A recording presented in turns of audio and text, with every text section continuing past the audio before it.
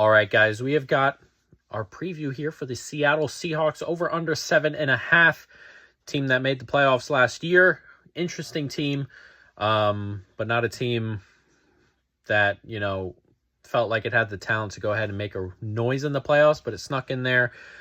Gave Seattle or San Francisco half or so before falling away. New head coach here, Mike Macdonald, comes over from Baltimore.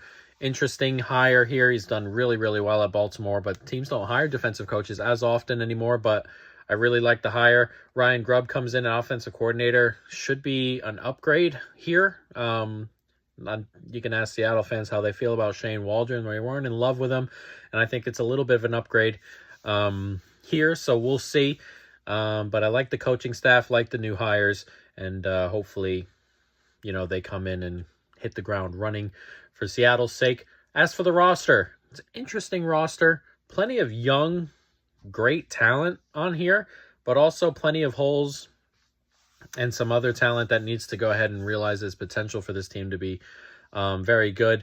We'll start at quarterback. Geno Smith, not someone I'm super high on, but can get the job done. And that's probably the best way to put it, I suppose, for Geno. I don't think he's a talent raiser. I don't think he can raise the talent of the team. I don't think he can, make guys around him better. But he's accurate enough and solid enough, doesn't take stupid sacks like his backup Sam Howell. And while he's starting, I think this offense has a chance, though, in terms of ceiling. I think it's relatively capped. Running back room, I like it. Kenneth Walker is solid. A little bit boom or bust with Kenneth Walker, but solid enough. Zach Charbonnet is solid, though he's dealing with a couple injury problems here and there, as my cat's over there messing about. Kenny McIntosh, the third back. Won't see a ton of him, but a decent third back as well. So, like the running back room, if Zach Charbonnet is fully fit, and hopefully for him, he is, but really like the 1-2 there. Wide receiver room, really like it as well. DK Metcalf continues to be excellent, physically a monster, as everyone knows. And it just gets better all the time. He's an excellent, excellent receiver. Tyler Lockett, still very, very solid, though I expect him to be kind of pushed out of here as time goes by over the next year or two. JSN, tipped to have a really big year. Solid route runner. Should eat it up in the slot and you can gadget play him all you want to. So he's an interesting piece, and I think he's going to have a good year. Then you got some backups that are okay. Chenault is okay. Bobo, Dorit Young. It's an interesting group. The top three I really, really like. And Chenault's not an awful backup. Tight end, not great here. Pharaoh Brown and Noah Fant. It's nothing great, and, that's pretty much how it's going to be. Excuse me as I lower this just a touch. But, yeah, I don't hate this group. Obviously, I really like the wide receivers, really like the running backs. Not a huge fan of the quarterback, not a huge fan of the tight ends group. And this is an issue here, the offensive line. One of the worst last year. Their tackles, Charles Cross, Abraham Lucas, younger guys who didn't really take that extra step last year and need them to take their step this year because the interior is, replacement level guys at best. Problem being Abraham Lucas is going to miss time. So we need Charles Cross to hit the ground running at a higher level than he's been playing. George Fant going to be replacement for Abraham Lucas, but need him to come back and hit the ground running when he does come back, though he's going to miss a decent amount of time, which is not good. Interior, as we said, it's Connor Williams at center. Bradford's a former backup kind of guy. Laken Tomlinson is someone who's not really caught on throughout his career. So it's a bad line. It's a bad offensive line, and that is my biggest worry here. They have the talent at the skill position to win quicker. So maybe that helps this offensive line here. And Geno Smith is solid and accurate and doesn't necessarily panic in the pocket. So that may help this offensive line look a little bit better than it is, but it's a really bad unit. Defense, and this is where Mike Macdonald will step in, hopefully just by him coming in the scheme and his coaching ability, the defense takes a step up in the right direction to start with.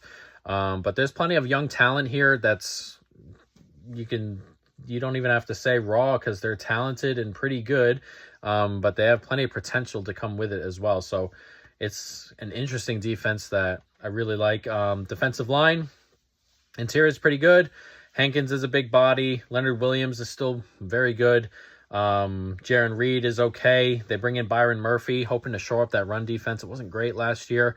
Just the interior defense in general wasn't great for Seattle, and they're hoping that, someone like Byron Murphy, who's really, really good, steps right on in and helps this interior line take a big step. If the interior doesn't take a step, it's problematic.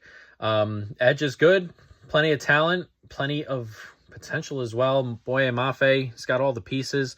And if he can take a big step, that would be huge here. Nwosu's very good, had a good year, but he's going to miss some time right at the beginning of the season, which is not ideal. Depth is okay. Draymond Jones, Derek Hall, not too bad, but you would like Nwosu back. You would like Mafe to take that extra step, and then you have a really good pass rush theoretically. Linebacker unit, interesting. Jordan Brooks and Bobby Wagner are gone. Terrell Dobson comes in. Jerome Baker comes in. I know Bobby Wagner is the big name, but Bobby Wagner hasn't really been playing particularly well over the last year or so. He's not a missable piece. Like, you think Bobby Wagner left the team and, big hole there. I'm not necessarily sure about that. Jerome Baker had a really good year last year. Dodson's super interesting. He was graded as the top PFF linebacker last year, but he also only had 589 snaps, so it's a relatively small sample size. We'll see if he can step in and continue that, because as we said, PFF graded him as their highest rated linebacker just snap to snap. And yeah, 600 snaps is not nothing, but it's also not really a huge sample size or anything like that. So we'll see what it's like here when he steps in. Secondary, really interesting group, really like it. Corners filled to the brim with talent, filled to the brim with length. They're athletes. Tariq Woolen, how do I say this? He was up in that Rookie of the Year contest with Sauce, and he was probably never that good. He was getting the interceptions and stuff like that. Hit or miss sometimes, but he's becoming really consistent, and that's super important as you kind of grow at corner. So he's growing in a really good way. Devon Witherspoon comes in as a rookie, playing nickel. He was really, really good last year. Really, really young, talented as well. Trey Brown is solid too. So the cornerback room, I really, really like if everyone's healthy. A load of talent, a load of length. And as we said, they're getting better just down to down, which is super important. Safety is solid. Rashawn Jenkins is solid. I really like Julian Love as a Giants fan. I've seen a lot of Julian Love, though I do watch every snap of everybody every week. But Julian Love is really, really good. Kobe Bryant's decent depth-ish. So I really like the secondary just overall. Really like it. And potential to get, there's potential in the secondary and on the D-line for them to take really big jumps. Just scheme, Mike Macdonald. If Mike Macdonald came in and improved the defense on its own, these players are young enough, good enough, and still learning quickly that the defense could take a really big jump. It doesn't happen. Everything doesn't fall into place very often for defenses like this. So it's interesting. The ceiling here, I think, is a little bit higher than gets laid out because of what it was last year. So interesting team. I think it has a ceiling, as we said, but I think the floor is a little bit higher than is noted. Let's jump into the schedule. Interesting start. Home to Denver, at New England, home to Miami. Those are 3 games you're going to want to be in. I mean, you're going to want to win the Denver game, obviously, week 1 at home. Then you go to New England, who might be the worst team in the league. And then you're home to Miami, which you can compete with. So, you could hopefully compete with. Last year, the running game defensively wasn't very good.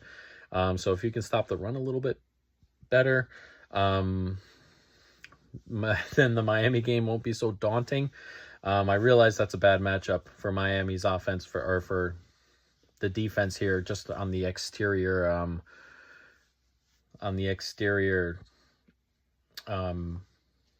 Jesus, why can't I speak? Exterior part of the defense, but if you can get the interior moving in the right direction, it'll be a little bit better.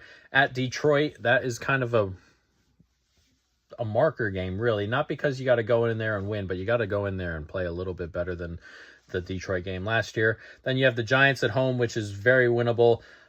San Francisco at home, at Atlanta, Buffalo, Rams. So there's a really tough stretch there. San Francisco, at Atlanta, Buffalo, LA Rams. 3 really, really good offenses and 1 potentially really good offense in Atlanta.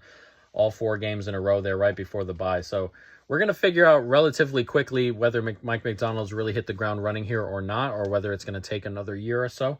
Then you get the bye, then you come out of the bye and play at San Fran. So a really tough 5 stretch there. Home to Arizona, at the Jets, at Arizona. So you play 3 division games right out of the bye. 2 against Arizona, which you think you can win. Jets game will be really tough. Then you have Green Bay, Minnesota, at Chicago. You run through the NFC North here to end, and then at Carolina. Those last 4 are kind of winnable. So there are some stretches here that are really difficult. There are some stretches here that are, you're hoping to grab wins from. You're hoping to grab wins from Denver, New England, the Giants, Arizona, twice theoretically. Minnesota at home, Chicago perhaps. You're going to be favored in pretty much all those. Maybe not at Chicago, though I think you will. At Carolina there. So that's 6-7 games you're going to be favored in for sure. And then you can hang in the other ones. I don't know. So I think it's a pretty decent... It's difficult. There are difficult spots, but there are spots where you can get wins here. So we have a bet. One future bet here for Seattle. I wanted to make a bet on their ceiling, which is, I think, higher than the market has it. They're at 7.5 wins. I think this is fringe playoff team, maybe playoff team. But I also think their ceiling's capped. I don't think this is a second weekend playoff team or certainly an NFC Championship playoff team. So we played on that a little bit. Seahawks to lose in the wild card round at plus 300. That is a 75-cent bet. Like this spot because I think they can really challenge for a playoff spot for sure. The NFC is kind of weak. You're going to get Philadelphia probably. Well, you're going to get one of Philadelphia and Dallas. One of those may fall off. We'll see. There's a lot of negativity around both teams in the public mind, I suppose. Then you get the Niners in your division who are probably making the playoffs, probably winning the division. Then you get probably 1 out of the NFC South. And then the NFC North, you may get 2 or 3 depending on what happens there. So I think there's a route here to the playoffs, to the wild card round. But I'm also pretty positive that they don't leave the wild card round. Chances are you get into the playoffs and you're playing.